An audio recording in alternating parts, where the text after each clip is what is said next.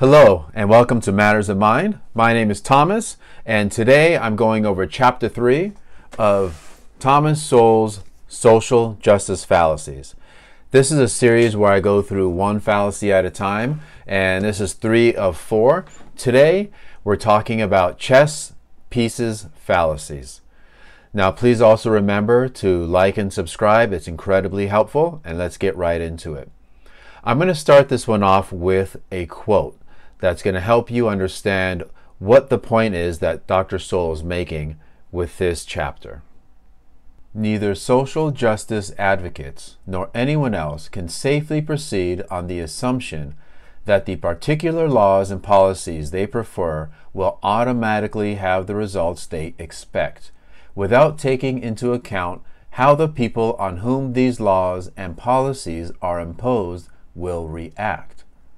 Both history and economics show that people are not just inert chess pieces carrying out someone else's grand design. Now, the idea here is that human beings aren't inert. They will react to the things that happen to them. So when we're creating policies that we expect to have a certain result, we have to take into account how people will react to these policies.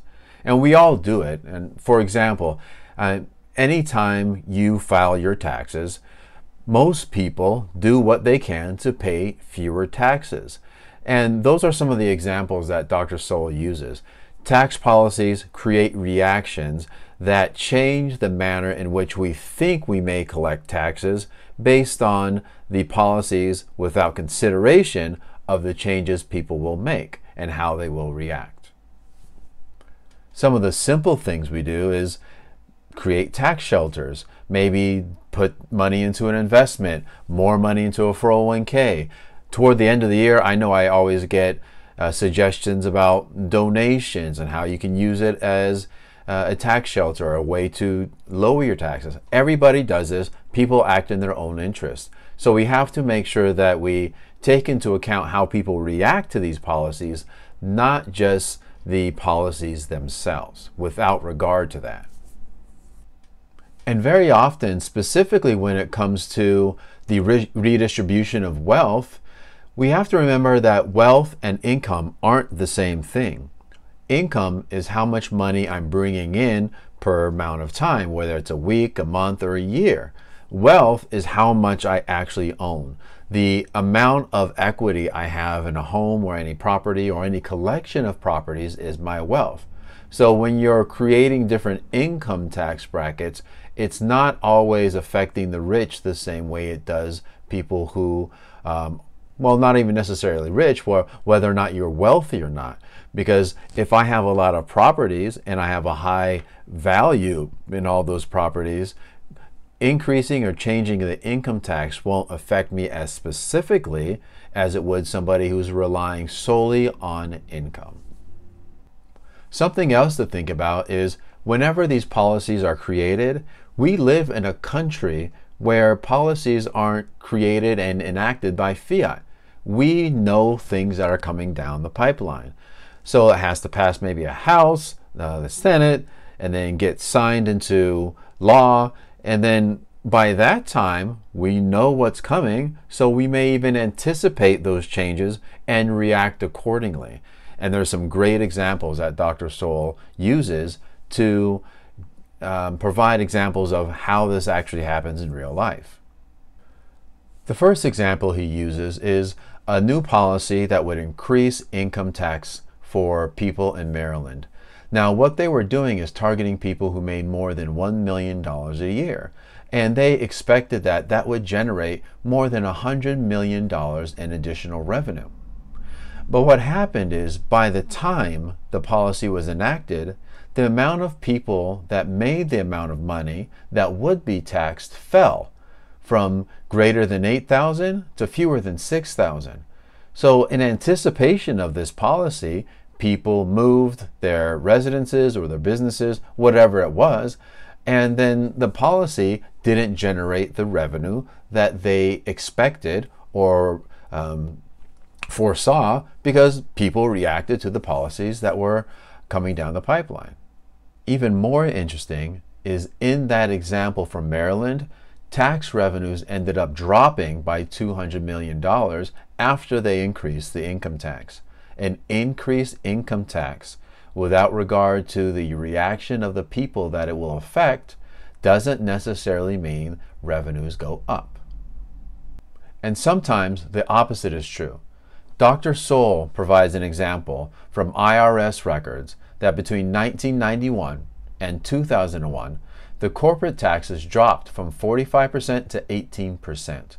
Now, less tax percentage, we assume that we collect less taxes, but the tax revenues actually tripled.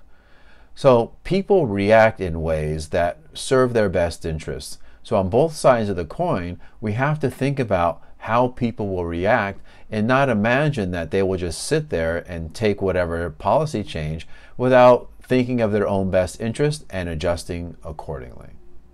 Another example Dr. Sowell uses is price controls. And I've seen him write about price controls a lot, and it's incredible how often these price controls are used without actually having the outcome that people expect, but over and over and over, people keep using them. So let's even move out of the United States. This happened in Zimbabwe as well. In 2007, Zimbabwe, for whatever reason, had runaway inflation. So they enacted some price controls around some of the staples that people need every day, different types of foods, grains, etc.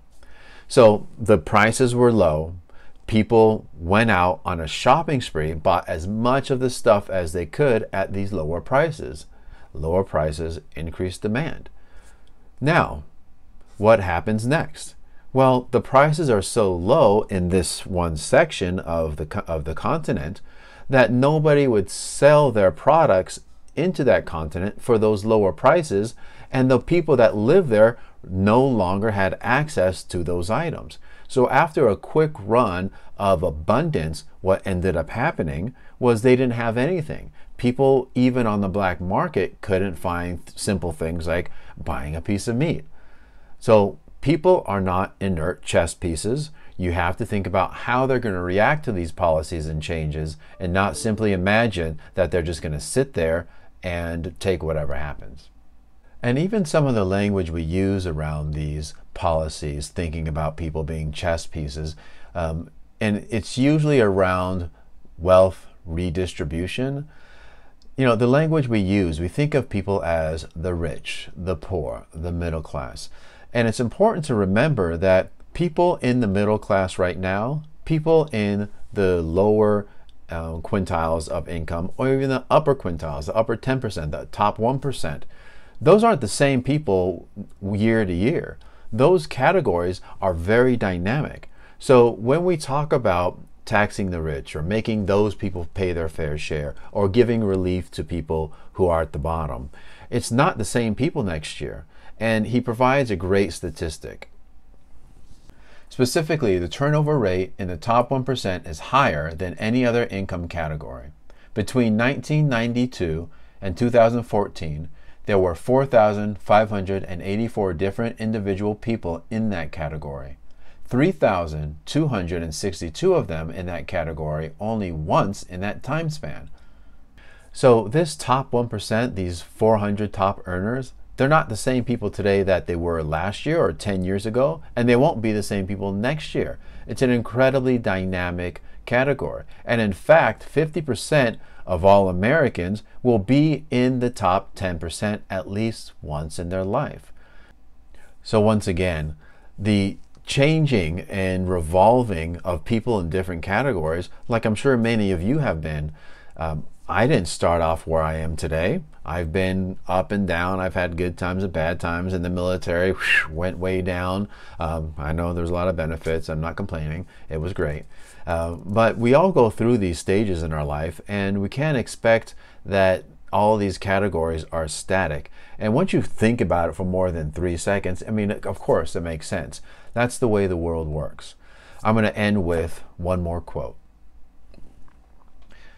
Presumably, it is flesh and blood human beings whose well-being we are concerned about. not disparities between statistical categories containing very different numbers of people and ever-changing mixes of people. I really love that quote. It's a good reminder that when we're trying to help people with these policies, they're supposed to be people. We're not supposed to be looking at these abstract categories of the rich or the poor or the middle class. And even looking at those categories, they're going to be different people in those categories all the time. So thinking about it more along the individual basis and making sure each individual has the opportunity to pursue their own happiness is the best way to go. And we can never, just based on our language and the manner in which we categorize people, it's never going to be even across the board. People at different ages and different stages of their life are going to be in different places, just like you were, just like I am, and just like we all were.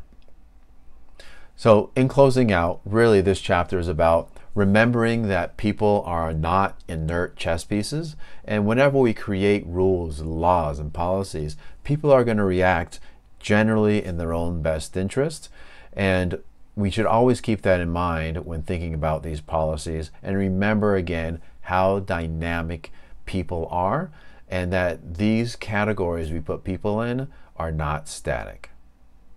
So once again, thanks for joining me. I'm going to move on to the last chapter, and I'll see you down in the comments. Thanks for stopping by. Please remember to like and subscribe, and have a great day. Bye.